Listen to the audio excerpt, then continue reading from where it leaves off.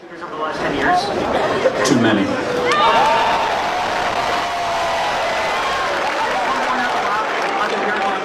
5. Okay, now 5 is a lot, right? I'm going to give you some credit. Do you know how many mass shooters there have been in America over the last 10 years? Counting or not counting gang violence? But you didn't go to college, so I guess you wouldn't know. It's true, I didn't.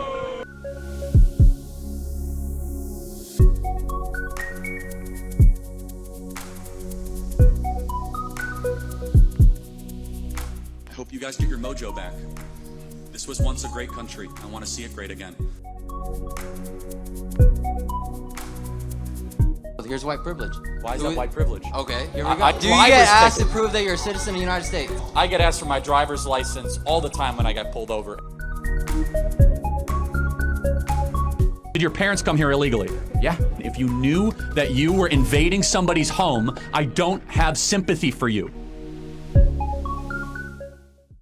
I saw the live stream where Charlie was shot, and it did not happen the way they wanted us to see it. Is it possible Tyler Robinson could be innocent, or will they find him guilty, or will they just get rid of him by other means? Beginning this week, a 5-day preliminary hearing for Tyler Robinson and the shooting of Charlie Kirk ends. Welcome back to Killer Patterns. Normally, I would be doing a Diamond Art piece with you guys, and I'm ashamed to say I have been slacking on my projects to provide you guys a little more content here lately without it. For that, I apologize. However, I will be picking those up again. I am just not sure when. I have about 1 billion to do still, so don't worry, I'm not lacking on the product, guys. I just have a lot going on right now that incorporating both art and content for y'all at the same time really impacts the available time that I do have. But soon, I promise. Just keep those notification bells ringing so you can keep up with my community board, so that lets you know the latest. Today, we will begin to pick through the FOIAs for the shooting of Charlie Kirk. Tyler Robinson is presumed innocent until proven guilty. I personally don't have a premature opinion about this right now, so I'm pretty open-minded to the possibilities. I may even begin collaborating with another creator on this subject who has been studying Candace Owens and Charlie Kirk pretty closely and shares a lot of the same opinions and views as I do. Now, just because we share a lot of the same views, please know we disagree on some things too. And that's a great way to open the floor up for discussion and discuss different viewpoints and give the audience a chance to engage and express theirs. We are friendly people over here, and we don't bite just because we have differing opinions. I will ask, though, that you please refrain from saying hurtful and derogatory things, especially about Charlie, who isn't here anymore to defend himself. I normally will not close my comment section down, but I will block hate comments towards others, myself, and any of my guests, and Charlie himself. So let's keep it clean and learn some new things. Covering the FOIA documents specific to September 16th, 2025. This being allegedly 6 days after the shooting. The first FOIA information in the 4th Judicial District Court, Utah County, State of Utah. State of Utah versus Tyler James Robinson, the defendant. The State of Utah, by and through the Utah County Attorney's Office, charges the defendant with the commission of the following offenses. Count 1, aggravated murder, a capital felony, in violation of Utah Code 76-5-202.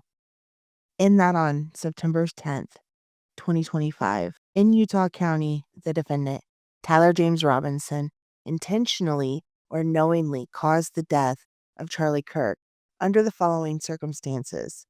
The defendant knowingly created a great risk of death to another individual other than Charlie Kirk and the defendant.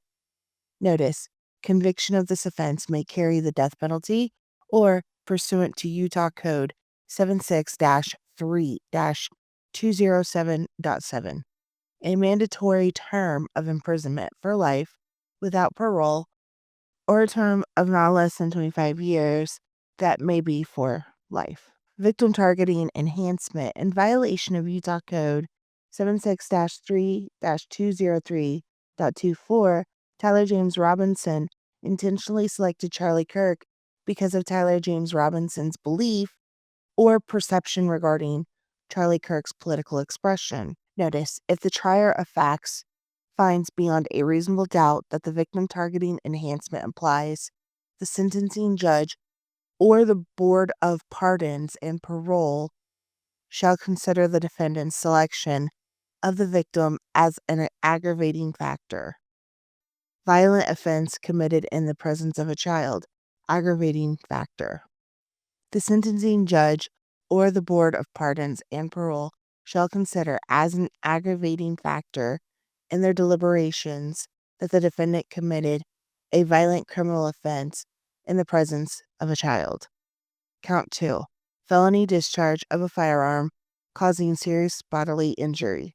A first-degree felony in violation of Utah Code 76-11-210, and in that on September 10th, 2025, in Utah County, the defendant, Tyler James Robinson, discharged a firearm in the direction of Charlie Kirk, knowing or having reason to believe that Charlie Kirk may be endangered by the discharge of the firearm, and the act caused serious bodily injury to Charlie Kirk. Victim targeting enhancement. In violation of Utah Code 76-3-203.14, Tyler James Robinson intentionally selected Charlie Kirk because of Tyler James Robinson's belief or perception regarding Charlie Kirk's political expression. Notice, if the trier of facts finds beyond a reasonable doubt that the victim targeting enhancement applies, the sentencing judge or the Board of Pardons and Parole shall consider the defendant's selection of the victim as an aggravating factor. Violent offense committed in the presence of a child, aggravating factor. The sentencing judge or the Board of Pardons and Parole shall consider as an aggravating factor in their deliberations that the defendant committed a violent criminal offense in the presence of a child. Count 3. Obstruction of justice. A second-degree felony in violation of Utah Code 76-8-306, and that on September 10th, 2025, in Utah County, the defendant Tyler James Robinson, with the intent to hinder, delay, or prevent the investigation, apprehension, prosecution, conviction, or punishment of any person regarding conduct that constitutes a criminal offense, concealed or removed the firearm used to shoot Charlie Kirk, and the conduct that constitutes an offense would be a capital felony or a first-degree felony. Count 4. Obstruction of justice. A second-degree felony in violation of Utah Code 76-8-306, and that on or about September 11th, 2025, in Utah County, the defendant Tyler James Robinson, with intent to hinder, delay, or prevent the investigation, apprehension, prosecution, conviction, or punishment of any person regarding conduct that constitutes a criminal offense, destroyed, concealed, or removed the clothing he wore during the shooting, and the conduct that constitutes an offense would be a capital felony or first-degree felony. Count 5. Tampering with a witness. A third-degree felony in violation of Utah Code 76-8-508, and that on or about September 10th, 2025, in Utah County. The defendant, Tyler James Robinson, believed that an official proceeding or investigation was pending or about to be instituted, or intended to prevent an official proceeding or investigation, and attempted to induce or otherwise cause his roommate to withhold testimony, information, a document, or an item, to wit, directing his roommate to delete incriminating text messages. Count 6. Tampering with a witness. A third-degree felony in violation of Utah Code 76-8-508, in that on or about September 11th, 2025, in Utah County, the defendant Tyler James Robinson believed that an official proceeding or investigation was pending or about to be instituted, or intended to prevent an official proceeding or investigation, and attempted to induce or otherwise cause his roommate to withhold testimony or information, to wit, directing his roommate to stay silent if police question the roommate. Count 7. Violent offense committed in the presence of a child. A Class A misdemeanor in violation of Utah Code 76-3-203.10 and 76-3-203.14, in that on or about September 10th, 2025, in Utah County, the defendant, Tyler James Robinson, committed criminal homicide in the physical presence of a child younger than 14 years old, with knowledge that a child was present and may have seen or heard the commission of the criminal homicide. Victim targeting enhancement. In violation of Utah Code 76-3-203.14, Tyler James Robinson intentionally selected Charlie Kirk because of Tyler James Robinson's belief or perception regarding Charlie Kirk's political expression. Probable cause statement. Brian Davis of the Utah State Bureau of Investigations. Having probable cause to believe that the defendant committed the above listed offenses, submitted the following evidence in support of filing of this information. On September 10th, 2025, at approximately 12:23 p.m., Charlie was shot and unalived while speaking to a large crowd on the campus of Utah Valley University in Orem, Utah. Count 1 and 2. Police found the suspected murder weapon, a bolt-action .30-06 rifle nearby. Over the next approximately 33 hours, police conducted a manhunt for the shooter until the evening of September 11, 2025, when Tyler James Robinson surrendered to the police at the Washington County Sheriff's Office. DNA consisted with Robinson was found on the rifle's trigger. After shooting Mr. Kirk, Robinson hid the gun, count 3, discarded the clothes he wore when he fired the rifle, count 4, and told his lover/roommate to delete incriminating text messages, count 5, and not talk to police, count 6. Children were present at the time of the shooting, count 7. The shooting. Turning Point USA, a nonprofit organization founded in 2012 by Charlie Kirk, organized a public outdoor event to be held at noon on September 10th, 2025, at UVU. The event was the first in a series of similar events to be held at college campuses nationwide. Mr. Kirk is a well-known conservative activist, famous for these types of events where he discusses various political issues and debates with audience members. His events and comments have garnered a significant number of supporters and drawn the ire of many who disagree with his political views. The event at UVU was announced far in advance and garnered significant publicity and interest. Consequently, several hundred people attended. Mr. Kirk was interacting with a crowd before the event officially got underway. Then, approximately at noon, Mr. Kirk seated himself under the portable canopy behind the table and microphone. He began speaking to the crowd and fielding questions from attendees, a format Mr. Kirk commonly used at his events. Mr. Kirk allowed his questioners to approach the microphone positioned directly in front of him. Mr. Kirk's team members were very close to him on his right and left, as well as some behind his canopy and others at various close locations near him. The large crowd surrounded Mr. Kirk on 3 sides. Temporary metal fencing separated attendees from Mr. Kirk by only a matter of feet. Directly above and behind Mr. Kirk was the UVU Hall of Flags, an indoor walkway spanning several hundred feet with floor-to-ceiling glass windows which overlooked the plaza where Mr. Kirk was seated. People were in the walkway at the time of the shooting. Approximately 15 minutes into the event, Mr. Kirk was answering a question about mass shootings by transgender individuals when a gunshot rang out. The bullet struck Mr. Kirk in the neck. He slumped to the ground almost immediately. The bullet's trajectory passed closely to several other individuals beside Mr. Kirk, including the questioner who was standing directly in front of Mr. Kirk. Children were visible near Mr. Kirk's stage where he was shot. Mr. Kirk was rushed to a nearby hospital where he was declared deceased. The medical examiner's report is pending. The UVU surveillance investigation. At the time of the shot, a UVU police officer was watching the crowd from an elevated vantage point. As soon as he heard the shot, he began to scan the area for threats. Believing the shot came from a rifle because of its sound, he looked for potential sniper positions. He noted a roof area approximately 160 yards away from Mr. Kirk as a potential shooting position and rushed there to look for evidence. The suspected shooting position is adjacent to an open, publicly accessible walkway. To access the suspected location, A person was climbed over the railing and then dropped to the roof only slightly below. The UVU officer climbed over the railing and down onto the roof. He then walked to the suspected shooting position and confirmed a clear shooting corridor between the position and Mr. Kirk's seat.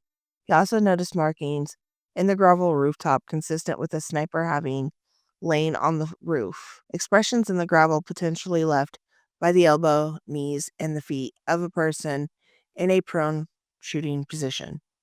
Police reviewed surveillance from the camera covering the roof and discovered that it recorded an individual dressed in dark clothing cross the railing from the public walkway and drop onto the roof at approximately 12:15 p.m. Although the individual moved out of the camera's view for a short time, the camera again captured the individual running across the roof and then low crawling to the area the UVU officer recognized as where the suspected sniper had dropped onto a prone shooting position.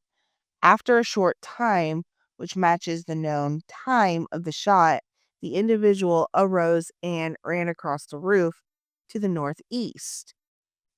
This discovery led to an intensive review of UVU surveillance recordings to attempt to track and identify the suspect. Surveillance revealed the following. At approximately 11:51 a.m., the suspect entered campus from the north. He is seen wearing a black shirt with an American flag in its center, a dark baseball cap, and large sunglasses. Throughout the surveillance, the suspect keeps his head down and rarely raises his head enough to get a clear image of his face. As he proceeds across the campus, he is seen walking with an unusual gait. The suspect walks with very little bending in his right leg, consistent with a rifle being hidden in his pants. This unusual gait continues until the suspect is seen crossing the railing off the open walkway and onto the roof, where he leaves the camera's view. A camera later captures the suspect as he runs across the roof to the suspected shooting position. Immediately after the shot was fired, a camera captures the suspect running across the roof carrying an item whose shape is consistent with a rifle. The suspect is then seen climbing down from the roof. He appears to drop the item he was carrying as he hits the ground in a controlled fall. He then picks up the item and runs towards the northeast end of the campus. Expanded crime scene investigation. Law enforcement officers followed the suspect's escape path to the northeast end of the campus, where they believed the suspect left campus and entered a wooded area. In that wooded area, investigators found a bolt-action rifle wrapped in a towel. The rifle contained 1 spent round and 3 unspent rounds. This is consistent with the facts officers observed at the time of and immediately after the shooting. No shell casings were found on the roof, suggesting a bolt action rather than an auto-loading weapon. And only a single round was fired. Each round in the rifle contained an etched inscription as follows. The fired cartridge notices bulge. OWO, what's this? Second cartridge, hey fascist, catch. Third cartridge, oh Bella Chow, Bella Chow, Bella Chow, Chow Chow. Fourth cartridge, if you read this, you are gay, LMAO. The rifle ammunition rounds and towel were sent for forensic processing. DNA consistent with Robinson's was found on the trigger. Other parts of the rifle, the fired cartridge casing, 2 of the 3 unfired cartridges, and the towel. Law enforcement was unable to immediately locate the shooter, so they published photos of the shooter from the UVU surveillance cameras and asked for the public's help to identify him. Meanwhile, law enforcement continued to try and identify the shooter through other means. The Washington County investigation. On the evening of September 11th, 2025, as law enforcement continued their investigation, Tyler James Robinson went to the Washington County Sheriff's Office with his parents and a family friend to turn himself in. Robinson's mother stated the following to the police. On September 11, 2025, the day after the shooting, Robinson's mother saw the photo of the shooter in the news and thought the shooter looked like her son. Robinson's mother called her son and asked him where he was. He said he was at home sick and that he had also been at home sick on September 10th. Robinson's mother expressed concern to her husband that the suspected shooter looked like Robinson. Robinson's father agreed. Robinson's mother explained that over the last year or so, Robinson had become more political and had started to lean more to the left, becoming more pro-gay and trans rights oriented. She stated that Robinson began to date his roommate, a biological male who was transitioning genders. This resulted in several discussions with family members, but especially between Robinson and his father, who have very different political views. In one conversation before the shooting, Robinson mentioned that Charlie Kirk would be holding an event at UVU, which Robinson said was a stupid venue for the event. Robinson accused Kirk of spreading hate. Robinson's father reported that when his wife showed him the surveillance image of the suspected shooter in the news, he agreed that it looked like their son. He also believed that the rifle the police suspected the shooter used matched a rifle that was given to his son as a gift. As a result, Robinson's father contacted his son and asked him to send a photo of the rifle. Robinson did not respond. However, Robinson's father spoke on the phone with Robinson. Robinson implied that he planned to take his own life. Robinson's parents were able to convince him to meet at their home.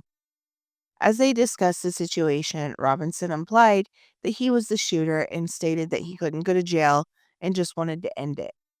When asked why he did it, Robinson explained there's too much evil and the guy spreads too much hate. They talked about Robinson turning himself in and convinced Robinson to speak with a family friend who is a retired deputy sheriff. At Robinson's father's request, the family friend met with Robinson and his parents and convinced Robinson to turn himself in. The family friend spoke to the police and reported telling Robinson that it would be best if he brought all evidence with him to the sheriff's office to avoid police having to search his parents' home. The family friend also asked Robinson if he had any clothes that were related to what he did. Robinson replied that he disposed of the clothes in different areas. The roommate. Police interviewed Robinson's roommate, a biological male who was involved in a romantic relationship with Robinson. The roommate told police that the roommate received messages from Robinson about the shooting and provided those messages to the police. On September 10, 2025, the roommate received a text from Robinson which said, "Drop what you are doing, look under my keyboard." The roommate looked under the keyboard and found a note that stated, "I had the opportunity to take out Charlie Kirk, and I am going to take it." Police found a photograph of this note. The following text exchange then took place. After reading the note, the roommate responded, "What? You're joking, right?" Robinson says, "I am still okay, my love, but am stuck in Orem for a little while longer yet. Shouldn't be long until I can come home, but I gotta grab my rifle still. To be honest, I had hoped to keep this secret till I died of old age. I am sorry to involve you." Roommate, "You weren't the one who did it, right?" Robinson, "I am. I'm sorry." Roommate, "I thought they caught the person." Robinson, "No, they grabbed some crazy old dude, then interrogated someone in similar clothing. I planned to grab my rifle from my drop point shortly after, but most of that side of town got locked down. It's quiet, almost enough to get out, but there's one vehicle lingering." Roommate, "Why?" Robinson, "Why did I do it?" Roommate, "Yeah." Robinson, "I had enough of his hatred. Some hate can't be negotiated out. If I am able to grab my rifle and seen, I will have left no evidence. Going to attempt to retrieve it again. Hopefully they have moved on. I haven't seen anything about them finding it." Roommate, "How long have you been planning this?" Robinson, "A bit over a week, I believe. I can get close to it, but there's a squad car parked right by it.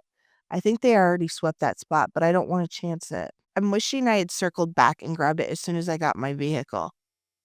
I'm worried that what my old man would do if I didn't bring back Grandpa's rifle. I don't know if it had a serial number, but it wouldn't trace to me. I worry about prints. I had to leave it in a bush where I changed outfits. Didn't have the ability or time to bring it with. I might have to abandon it and hope they don't find prints. How the F will I explain losing it to my old man? Only thing I left was the rifle wrapped in a towel. Remember how I was engraving bullets? The effing messages are mostly a big meme. If I see notices bulge UVU on Fox News, I might have a stroke. All right, I'm going to have to leave it. That really effing sucks. Judging from today, I'd say Grandpa's gun does just fine. I don't know. I think that was a $2,000 scope. Robinson says, delete this exchange. My dad wants photos of the rifle, but he says Grandpa wants to know who has what. The feds released a photo of the rifle, and it is very unique. He's calling me right now, not answering. Since Trump got into office, my dad has been pretty diehard MAGA. I'm going to turn myself in willingly. One of my neighbors here is a deputy for the sheriff. You are all I worry about, love. I am much more worried about you. Robinson, don't talk to the media, please. Don't take any interviews or make any comments. If any police ask you questions, ask for a lawyer and stay silent. The search of Robinson's residence. Police executed a search warrant on Robinson's residence. During that search, police discovered a shell casing with etchings like the etchings found on the shells in the rifle near UVU. Police also found several targets with bullet holes in Robinson's home. Count 1. Aggravated murder pertains to Robinson's shooting and unaliving of Charlie Kirk in the manner that exposed others, in addition to Mr. Kirk, to a great risk of death. Count 2. Felony discharge of a firearm pertains to Robinson's shooting toward Mr. Kirk, knowing that doing so would endanger those in the bullet's path. The shot caused serious bodily injury to Mr. Kirk, ultimately resulting in his death. Count 3. Obstructing justice pertains to Robinson's removal and hiding of the rifle he used to shoot Mr. Kirk. Count 4. Obstructing justice pertains to Mr. Robinson's removal and hiding of the clothing he wore when he shot Mr. Kirk. Count 5. Witness tampering pertains to Robinson's statement to his roommate, telling his roommate to delete their text exchange that followed the shooting. Count 6. Witness tampering pertains to Robinson's statement to his roommate, telling the roommate, if any police ask you questions, ask for a lawyer and stay silent. Count 7. Violence offense committed in the presence of a child pertains to Robinson's shooting of Mr. Kirk in the presence of a child under the age of 14 who were visible at the event. Based on the evidence received from Brian Davis of the Utah State Bureau of Investigations, I have reason to believe the defendant committed the offense as charged herein. Authorized for presentment and filing on September 16, 2025. Utah County Attorney's Office, Jeffrey Gray. Then we have the probable cause affidavit, which I will include these documents. However, I'm not going to read this one because it's the exact same information as what we just read, but more in a probable cause statement. The only thing is on here, there is no suggested bail amount. Then we have the public safety assessment report, basically giving Tyler's information, what his charges are, and the risk factors. He has current offenses, but it shows no prior offenses. And then it goes to explain basically if person were to make bail, here are the conditions while on bail and what kind of bail. However, he was not given bail, so that's irrelevant information. And here's the bail order. Based on the affirmation of Brian Davis, the arresting officer, the undersigned magistrate finds that the probable cause existed for the arrest without a warrant of Tyler James Robinson. The current offense is a capital felony, and the court finds substantial evidence to support the charge. Therefore, the court orders that Tyler James Robinson is held without bail. All right, now we get into the pretrial protective custody order. So, Erica Kirk filed for a pretrial protective order against Tyler James Robinson. Not that he could really do much, being locked up and in confinement. So starting with number 2, the court finds the defendant represents a credible threat to the physical safety of the protected person.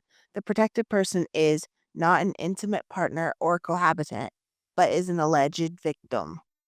Interesting that only Erica Kirk is on here, but she didn't get a protective order for her children. The court orders you, the defendant, must obey all orders marked below. So, number 3, no domestic violence or abuse.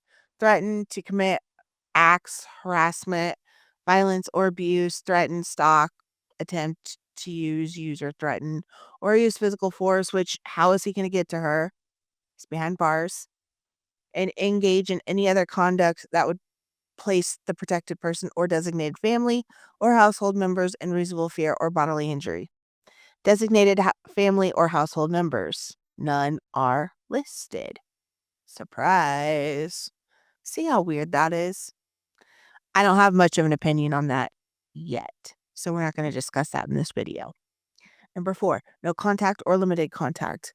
Well, I don't think he's going to call her from jail, so that'd be kind of weird. You will not violate the protective order by attending a hearing with the protected person, but you must be a party to the case or a required witness. You must not harass, telephone contact, or otherwise communicate with protected person. Again, I don't foresee him being able to have any way to attempt to. Okay. Number 5, defendant cannot live at protected person's residence. Okay, well, no bond. Seeking the death penalty. Pretty sure that's not a problem. Number 6, stay away. You will not violate the protective order by attending a hearing with the protected person or serving documents you file in court on the protected person. However, again, not an issue. Warning to defendant, you must not go to the residence or premises. Again, not an issue. Cannot go to the protected person's residence, school, or workplace. Well, I don't think she has to worry about that. I don't even know why she got one of these. At least against Tyler. It's not like he has communication with anybody. So yeah, it's pretty just basic. Stay away, stay away, stay away. If you fail to do any of these, you could get a 3rd-degree felony if you are charged of committing a felony in this case, or a Class A misdemeanor if you are charged of committing a misdemeanor in this case. You are subject to federal law, blah, blah, blah, blah, blah. Well, this is interesting.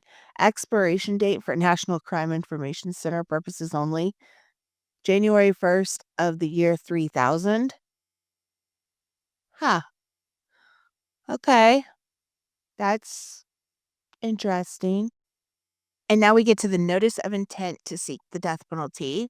The state of Utah, by and through its counsel, Jeffrey S. Gray, Utah County Attorney, and pursuant to Utah Code 76-5-202, hereby gives notice of its intent to seek the death penalty for count 1, aggravated murder, as charged in the information. The decision to seek the death penalty is based on the available evidence and circumstances and nature of the crime, submitted this 16th day of September 2025. Utah County Attorney's Office, Jeffrey S. Gray. Well, that's all we have for today. If you like today's content, please consider subscribing and hitting that notification bell. That way you can get a notification every time I upload content. Also, feel free to leave comments down below, but again, be kind, please, and have a wonderful day. God bless you.